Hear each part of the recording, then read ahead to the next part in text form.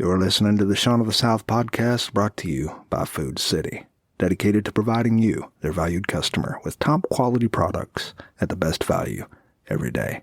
From certified Angus beef to locally grown produce and in-store made baked goods, nobody does food like Food City. Find a store conveniently located near you at foodcity.com.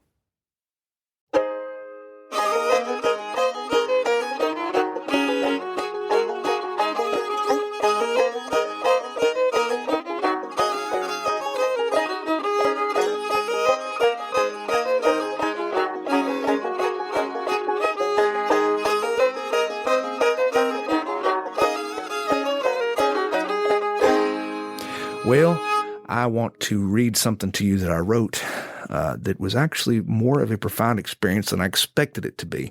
I'll tell you more about it in the actual writing that I read, but it was when I came upon a dead bird. When I saw the bird, it wasn't dead yet. It was in the process of going to the great beyond. And it moved me so much.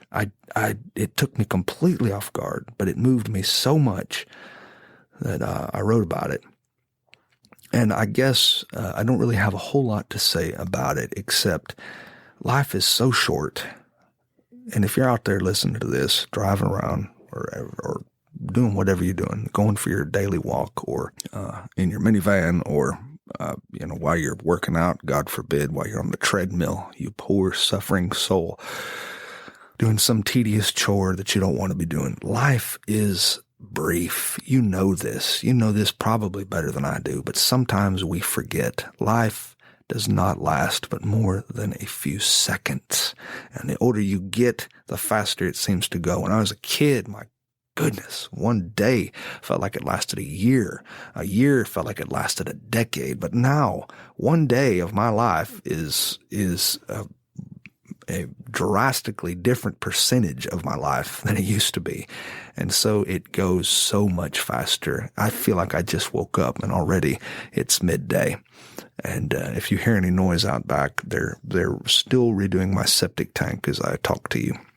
So that's free. I can only imagine how those men shoveling out my septic tank know the truth of how short life is and how at this moment in their life, in particular, they probably wish that it were a lot shorter than it already is.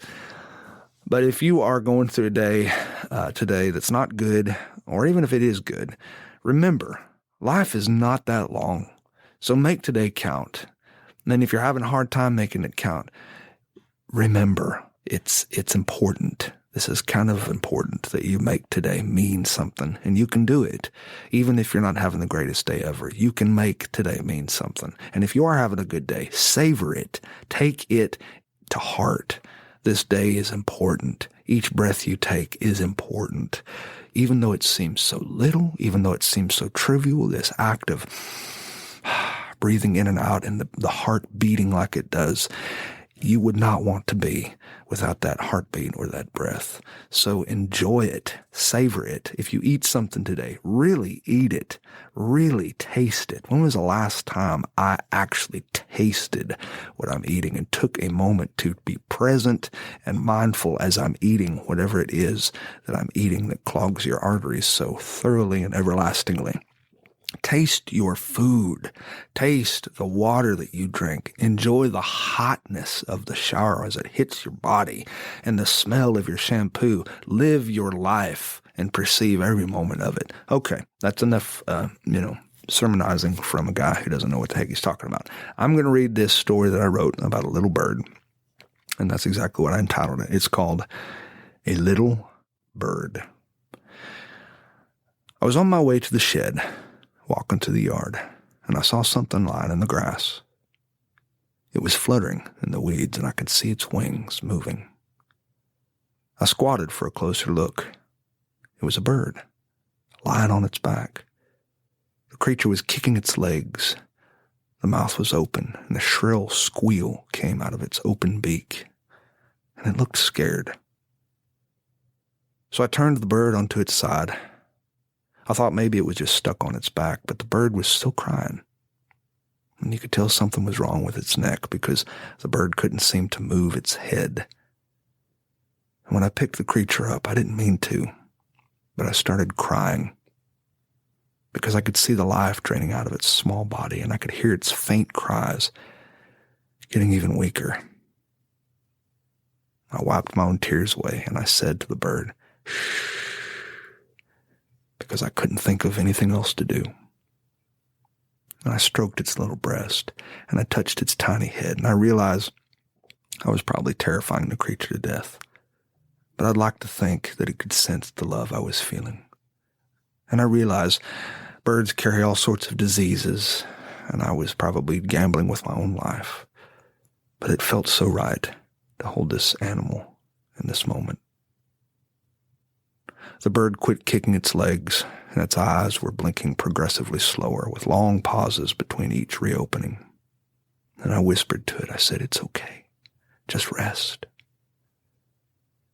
And I saw one of my neighbors in the yard. "What are you doing?" they called out. And I said, "This bird, he's dying." My neighbor smiled and edged away from me as though I were Anthony Perkins and Psycho. But I was too busy at the moment to care. I knelt in the grass and I watched a bird's life expire. "Shh," I said. The bird's squealing finally ended. Its cries were silenced. Its legs quit kicking, its black eyes closed, and I used a spade to dig a small hole, and I placed the bird into the dirt. I covered the miniature grave with soil and patted the mound with both hands, and I don't know why I was weeping. I still don't know why. It's silly, I know. It's just, there are times in my own life when I feel so unimportant and so unloved, when I feel like nobody sees me, when I feel alone. But today, I know this isn't true. I'm not alone, and I'm not unseen. I know this with all my heart because today I saw a sparrow fall to the ground, and I felt like someone was watching me, and perhaps someone's watching over you too.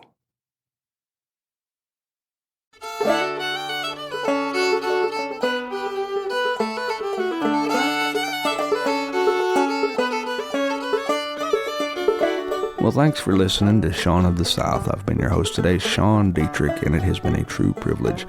To find out anything more about what I do, you can visit SeanDietrich.com, or for those who are not particularly good spellers, you can visit SeanOfTheSouth.com, and there you can find out all sorts of information that you didn't know you didn't need to know about me. And while you're there, I hope you take the time to drop me a line. Tell me what's important to you. Tell me what's going on in your life. I'd like to hear it. And in case anyone hadn't told you today already, I love you. Now go say that to somebody else. Have a great day.